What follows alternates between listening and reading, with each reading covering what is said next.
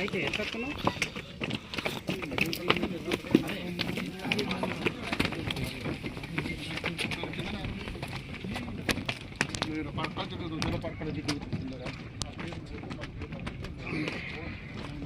స్వామి యొక్క దేవాలయం ఉన్నది. ఇందులో ప్రతి సంవత్సరంగా ప్రతి ఏటా గొప్పగా జాతర జరుగుతుంది. బ్రహ్మోత్సవాలతో పాటు ప్రతి ఏటా గొప్ప పెద్ద జాతర అవుతుంది. నేను కూడా 2-3 సార్లు పోవడం జరిగింది. అందులో భాగంగా ఈరోజు ఈ జనవరి మాసంలో ఒక 3 రోజులు 16వ తారీఖు జనవరి 16, జనవరి 17, జనవరి 18 ఈ 3 రోజులు గొప్పగా మల్లికార్జున స్వామి యొక్క బ్రహ్మోత్సవాలు జరుగుతాయి. దాంతో పాటు ఆ జాతరలో పాటు మహారుద్రాభిషేకం కూడా 18వ తారీఖున జరుగుతుంది. సో దానికి కానీ భక్తులు పెద్ద ఎత్తున కరీంనగర్ నగరం నుంచి వెళ్ళే అవకాశం ఉంది. కానీ కరీంనగర్ నగరం నుంచి మైలారం చేరాలంటే చుట్టూ మార్గంగా పోతే 40-45 కిలోమీటర్ల దూరం అవుతుంది. అటు టోల్ ట్యాక్స్ నుంచి డైరెక్ట్కి వెళ్ళి గన్నేరు రూట్లో పోవాలంటే.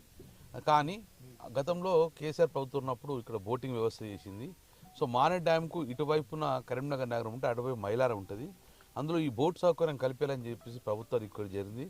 దానికి అనుగుణంగా ఈరోజు 16, 17, 18 ఈ 3 రోజులంగా ఈ జాతర కోసము బోట్ సౌకర్యం కల్పించగలిగింది టూరిజం డిపార్ట్మెంట్ వాళ్ళు. అందులో భాగంగా ఈరోజు బోట్ కూడా మనం ఇనాగ్రేట్ చేసుకోవడం జరిగింది. సో భక్తులందరూ దీన్ని యూజ్ చేసుకోవాలి. పోయి వచ్చే వరకు సుమారు 200 రూపాయలు ఛార్జ్ చేస్తారు, 200 రూపీస్ ఛార్జ్ చేస్తారు. పోవడం అనేది ఒక 20 నిమిషాల్లో చేరిపోతాము, రావడం 20 నిమిషాల్లో చేరొస్తాము. 20 నిమిషాలే కరీంనగర్ నుంచి మైలారము ఈ యొక్క మల్లికార్జున స్వామి దేవాలయం చేరడం జరుగుతుంది. కాబట్టి భక్తులందరూ దీన్ని సద్వినియోగం చేసుకొని దీని ఈ యొక్క మల్లికార్జున స్వామి యొక్క దైవ అనుగ్రహానికి పాటుపడాలని చెప్పేసి మేము మనస్ఫూర్తిగా కోరుకుంటున్నాం.